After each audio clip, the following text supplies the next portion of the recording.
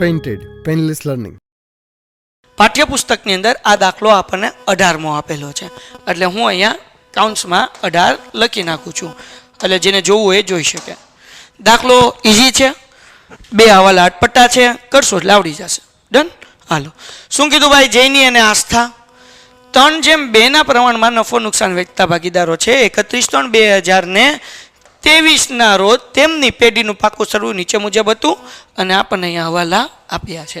દાખલાની શરૂઆત ક્યાંથી કરવાની? બાકી આગળ લાવ્યા. તો જૈનીના 70 છે અને અનન્યાના કેટલા છે? 56,000 રૂપિયા. એટલે અહીંયા લખશું ભાઈ બાકી આગળ, પીળામાં પીળું બધું દેખાય ને એટલે આપણે ધોળું કરી નાખીએ. બાકી આગળ લાવ્યા. કેટલા હજાર છે ભાઈ? બોલતા જાજો. 70,000 અને 56,000. અહીંયા લખી નાખીએ 70,000 રૂપિયા ટૂમ ટૂમ ટૂમ અને 56,000 રૂપિયા ટૂમ ટૂમ ને ટૂમ. અહીંયા ડેશ. પછી બીજું જોવાનું, રોકડ અને બેંક કેટલી આપીશ આપણને? 39,200. તો રોકડ બેંક ખાતા ઉધાર બાજુ લખવાનું. બાકી આગળ લાવ્યા. કેટલા છે ભાઈ? 39,200. હવે અહીંયા હવાલા શરૂ કરીએ ભાઈ. શું કીધું? પ્રિયંકા પાઘડી પેટે 14,000 રૂપિયા રોકડમાં લાવશે. તો પ્રિયંકા જે પાઘડી લાવે એ જૂના ભાગીદારને મળે. કયા પ્રમાણમાં મળે? ત્યાગના પ્રમાણમાં. તો આપણે અહીંયા ત્યાગ ગોતવો પડશે. તો અહીંયા હું ત્યાગ ગોતું છું ભાઈ. કોનો ગોતું છું ભાઈ? ધ્યાન રાખો, જૈનીનો ત્યાગ. પેલા આપણે લખી નાખીએ ત્યાગનું પ્રમાણ બરાબર સૂત્ર શું છે ભાઈ? જૂનું પ્રમાણ માઇનસ નવું પ્રમાણ. ઓકે, જૂનું પ્રમાણ કેટલું છે ભાઈ? 3:2 એટલે 3/10. કેટલા લખવાના? 3/5. મને આવડે નહીં, શીખવાડજો. માઇનસ નવું પ્રમાણ આપણને અહીંયા હવાલામાં આપેલું હતું ભાઈ. ટૂમ ટૂમ ટૂમ ટૂમ ટૂમ. કેટલો હવાલો છે? હા, ત્રીજો હવાલો. નવું નફા નુકસાનનું પ્રમાણ કેટલું આપ્યું? 2:2:1. એટલે જૈની જે છે એનું કેટલું કહેવાય? 2/5. તો 3/5 માંથી 2/5 જાય એટલે 1/. આ કોનું મળ્યું ભાઈ? જૈનીનો ત્યાગ. હવે કોનો ગોતવાનો? અન્ય. તો અહીંયા લખીએ અન્યનો ત્યાગ બરાબર એનું જૂનું પ્રમાણ કેટલું છે ભાઈ? 2/5 માઇનસ નવું પ્રમાણ કેટલું? 2/5 એટલે 0/5 એટલે આવે 0. મતલબ એવો કે એનો ત્યાગ એ નથી થતો, લાભ એ નથી થતો. તો બધી પાઘડી કોને મળશે? જૈનીને જ મળશે. તો પાઘડી કેટલી લાવી છે ભાઈ? 14,000 રૂપિયા. એટલે પહેલી એન્ટ્રી આપણે ક્યાં કરવાની ભાઈ? અહીંયા પાઘડીનું પ્રીમિયમ ખાતે જૈનીમાં 14,000. આનો ત્યાગ નથી થતો એટલે દેશ, અને આ તો પાઘડી લાવે એટલે એમાં દેશ. આની બીજી એન્ટ્રી ક્યાં થાય? રોકડ બેંકમાં ઉધાર બાજુ. અહીંયા લખવાનું પાઘડીનું પ્રીમિયમ ખાતે કેટલા રૂપિયા છે ભાઈ? 14,000 રૂપિયા. કોઈને કઈ ડાઉટ છે? બીજો હવાલો, જૈની અને અનન્યાની નવી પેઢીમાં કુલ મૂડીના 20% જેટલી મૂડી પ્રિયંકા લાવશે. તો આપણે આખો દાખલો થઈ જાય પછી આ હવાલાની અસર થશે. પુનઃ મૂલ્યાંકન ખાતું બંધ કર્યા પછી. એટલે પહેલાં આપણે જૈની અને અનન્યાની મૂડી ગોતવી પડશે, પછી એના 20% કરવા પડશે, અને પછી આપણને એની મૂડી મળશે. એટલે બધાએ હવાલા કરી નાખવાના, આ બધું વેચી દેવાનું, પુનઃ મૂલ્યાંકન ખાતું બંધ કરી દેવાનું, અને પછી મૂડી મળશે. મજા આવી ગઈ ને? હાલો ધ્યાન રાખો. હવે એટલે આ હવાલામાં મેં ગોળ સર્કલ કરી નાખ્યું કે આ હવાલો બાકી છે. આ હવાલો તો આપણે કરી નાખ્યો, નવું પ્રમાણનો ઉપયોગ થઈ ગયો. ચોથો હવાલો હવે બધાય ના આવડે, હવે કાંઈ અઘરું નહીં. પુનઃ મૂલ્યાંકન વાળી હોય. શું છે ભાઈ? ગાલ ખાતે અનામતની જોગવાઈની જરૂર નથી. ગાલ ખાતે અનામત કેટલી છે? 2800 રૂપિયા. એની જરૂર નથી. તો આપણો ફાયદો થઈ ગયો ને, બૂચ લાગવા નતું લાગ્યું નહીં, એટલે આપણે એને લખી નાખીએ ગાલખાત અનામત. ધોળું કરી નાખો. હા, ગાલખાત અનામત કેટલા રૂપિયા છે ભાઈ? 2800 રૂપિયા. અને બીજી એન્ટ્રી કેમ કરવાની? અલ્પવિરામ ખોટી જગ્યાએ મુકાઈ ગયો, 2800. હવે આપણને જરૂર નથી એમ કીધું એટલે મિલકત લેણા બાજુ દેવાદાર એમને બહાર મૂકી દેવાના, ગાલખાતની માઇનસ કરવાની. જો તો દેવાદાર કેટલાના છે? 56,000. તમે કીધું એટલે મૂકી દઉં છો ભાઈ, મને ખબર નથી. હાલો ભાઈ, હવાલો ચોથો થઈ ગયો પૂરો. જે થઈ ગયું એમાં આપણે રાઈટ કરતા જઈએ. ટોમ ટોમ પછી યંત્રની કિંમતમાં 10% ઘટાડો કરવો. યંત્ર કાકા કેટલાના? 17,500. એના 10% કેટલા થાય? 1750. એ આપણું નુકસાન કહેવાય, એટલે અહીંયા લખવાનું યંત્ર ખાતે 1750. અને અહીંયા આપણે લખીએ યંત્રો કેટલાના છે? 17,500. પછી ઘટાડો કેટલો? 1750 કેટલા વધે ભાઈ? 12 કેટલા જશે બોલો? 15,750. ડન થઈ ગયું? નાના બાવ નહીં આવડે હવે એન્ટ્રી.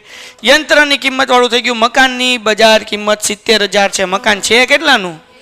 70,000 છે. કેટલાનો વધારો થયો ભાઈ? 28,000નો વધારો થયો. કરો કેલ્ક્યુલેટરમાં, ખબર ન પડે તો. 70,000 માઇનસ 28,000 એટલે એ આપણો ફાયદો થઈ ગયો. તો અહીંયા લખવાનું મકાન ખાતે કેટલા રૂપિયા ભાઈ? 70 નહીં, કેટલાનો વધારો થયો? 28,000 રૂપિયા. અને અહીંયા જે છે ડાયરેક્ટ મકાનના 70 લખી નાખીએ તો હાલે. અને કાઉન્ટ્સમાં તમારે લખવું હોય તો તમે લખી શકો 42,000 વત્તા 28,000, 12 જાય 70,000. હાલો, એના પછીની એન્ટ્રી રોકાણની બજાર કિંમત 68,950.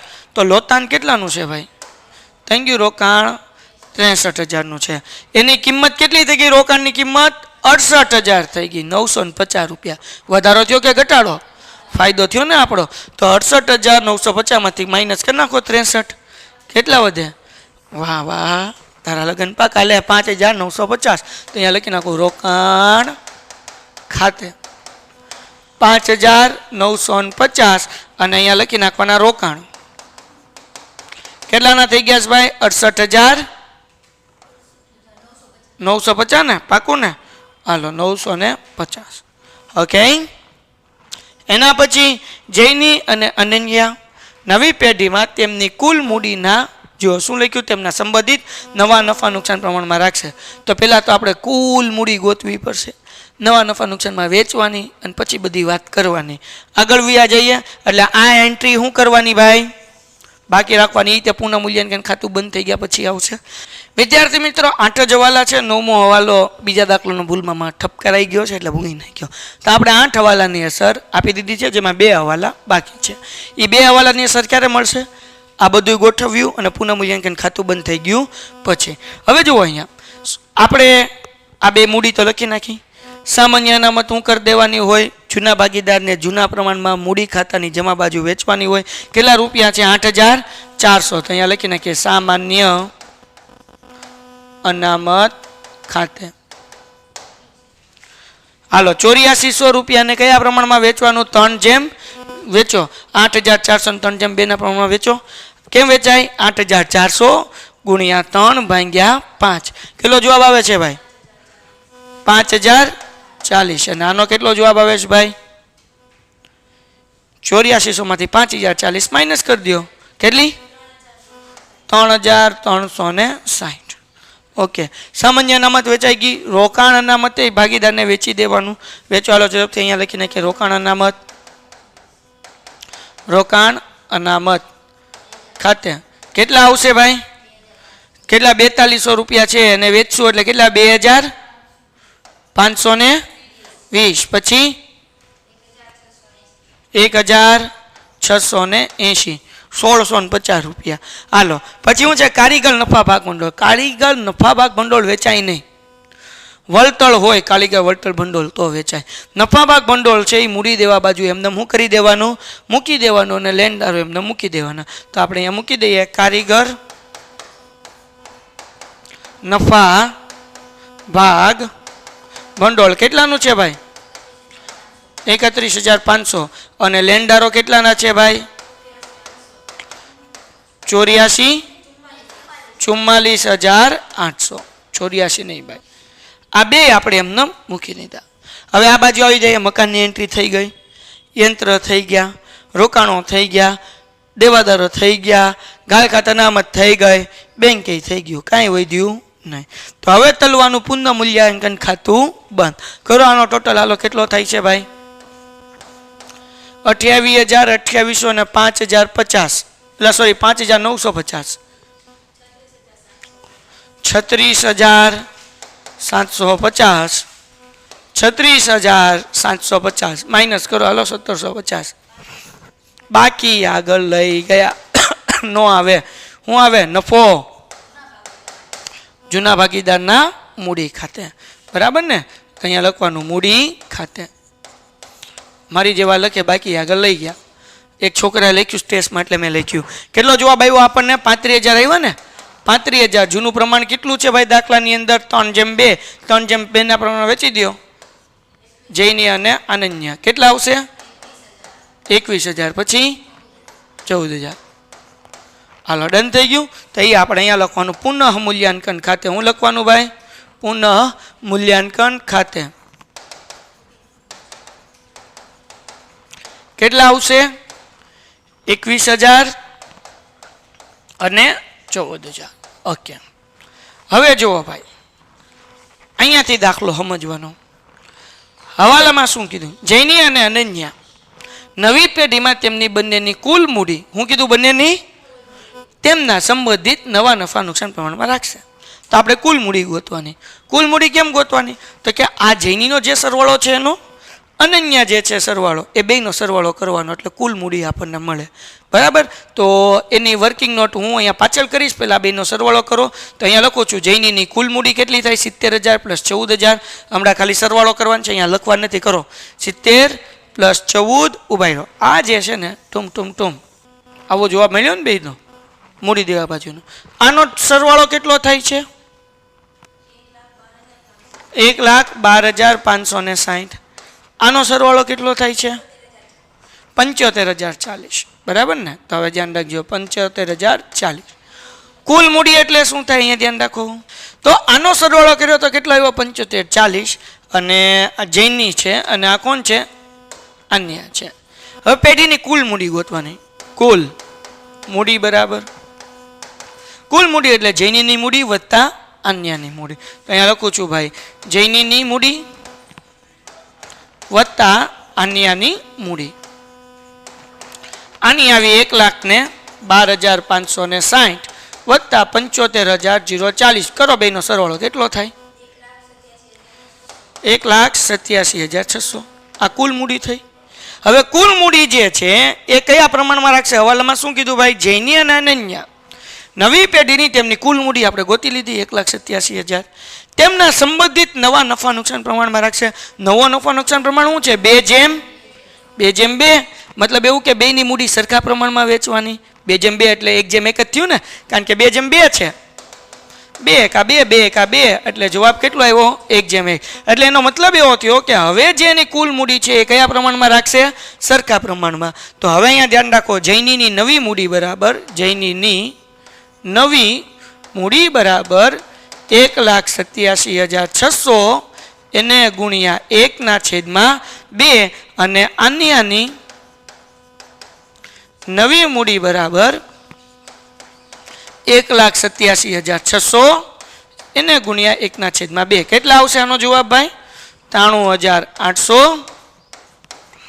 93,800. ડન થઈ ગયું. તો આ જે લઈ ગયા, આ જે આપણને મળ્યું એ મળ્યું બાકી આગળ લઈ ગયા.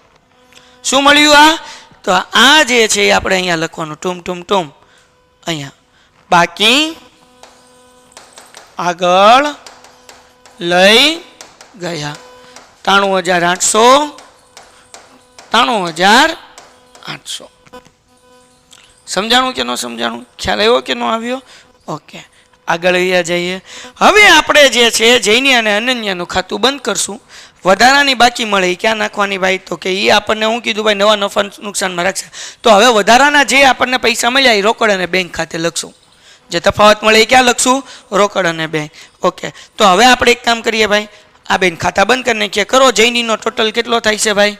1,12,560. હા કે ના? તો અહીંયા લખ્યા 1,12,560. એમાંથી આ માઇનસ કરો 93,800.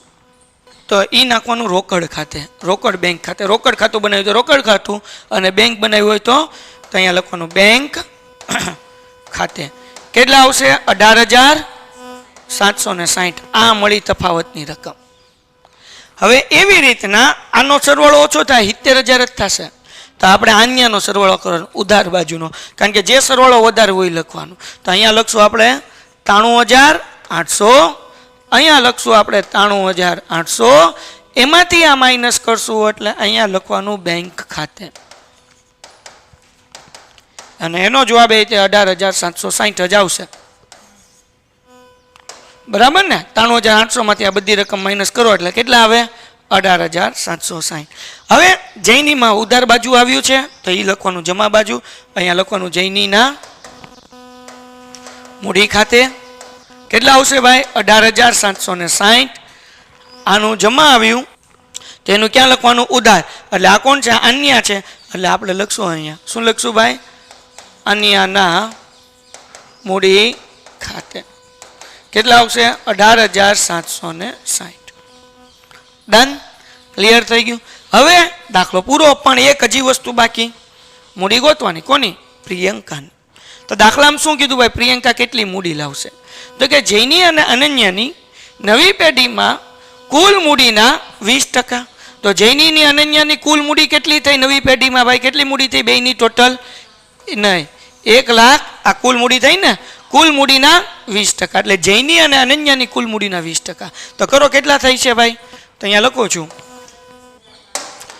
લખું છું, ભાઈ પ્રિયંકાની મૂડી, પ્રિયંકાની મૂડી. જૈની અને પેઢીની કુલ મૂડી નથી કીધી. કોની કુલ કીધી છે ભાઈ? જૈની અને અનન્યાની કુલ મૂડી કેટલી થાય? 1,87,600 એને ગુણ્યા 20%. એટલે કેટલા આવ્યા ભાઈ? 37,520 આવે છે. તો આવી રીતના ગોતવાનું છે. તો અહીંયા લખવાનું ભાઈ, શું લખવાનું ભાઈ? તો અહીંયા લખશું આપણે બેંક ખાતે. હું લખવાનું બેંક ખાતે. કેટલું? 37,520. 37,520 એમ નામ. અહીંયા 37,520 અને માઇનસ કરવાનું કાંઈ નથી, એટલે બાકી આગળ લઈ ગયા. કેટલા લખવાના? 37,520. પેલા બેંક ખાતે આ સરવાળો કર્યો, સરવાળો અહીંયા મૂક્યો, કાંઈ નથી એટલે એમ. અને બીજી એન્ટ્રી ક્યાં થાય ભાઈ? અહીંયા શું લખવાનું ભાઈ? પ્રિયંકાની મૂડી ખાતે. આ સૌથી છેલ્લે મળે 37,520. હાલો કરો આ બધાનો સરવાળો ફટાફટ. કેટલો સરવાળો આવે છે ભાઈ? 1,09,480. અહીંયા લખી નાખું 1,09,480. એમાંથી આ માઇનસ કરો એટલે આપણને મળશે બાકી આગળ લઈ ગયા, બાકી આગળ લઈ ગયા 90,720. આ લખવાનું અહીંયા બેંક ખાતે 90,720. અહીંયા ત્રણેયની મૂડી લખી નાખીએ. શું નામ હતું ભાઈ? તો કે જૈની, અનૈયા અને પ્રિયંકા. કેટલી મળી ભાઈ? 93,800, 93,800 અને 37,520. તો અહીંયા લખી નાખીએ 93,800 સરવાળો કરતા જાઓ 37,520. કેટલો થાય ટોટલ ભાઈ? 2,25,120. અને સરવાળો કરો આ બધાનો કેટલો આવે છે ભાઈ?